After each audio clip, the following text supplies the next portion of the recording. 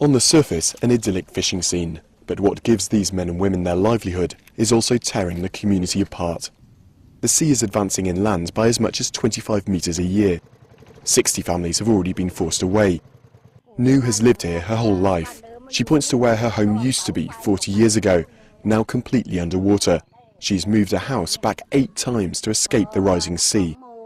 I live on somebody else's land. I can't escape the village because I'm too poor. I don't know where I'd go. If my house collapses again, I don't know where I'd live. The village's Buddhist temple used to be surrounded by forest kilometres from the beach. Now it lies half submerged. The extraction of groundwater means the land here is actually sinking. Damming rivers upstream prevents sediment from building up, and the clearing of mangrove forests for fuel and farming has quickened the destruction. Now climate change threatens to force sea levels even higher. But people here say the authorities don't take their plight seriously. We asked the government for help, but they didn't support us much. They gave us just $90 per household, but the process to ask for the money cost more than that. Further up the coast, one village is managing to turn the tide. The idea is simple and cheap.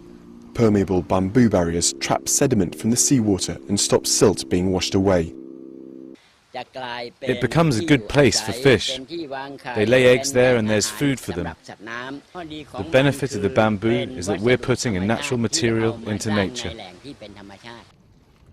More and more coastal villages are now using this technique to keep the sea at bay. But even the bamboo will be of little use if sea levels rise much further. One recent study put the delta in the highest category of risk. If we don't put in any protection against coastal erosion, more than half of Bangkok province will disappear.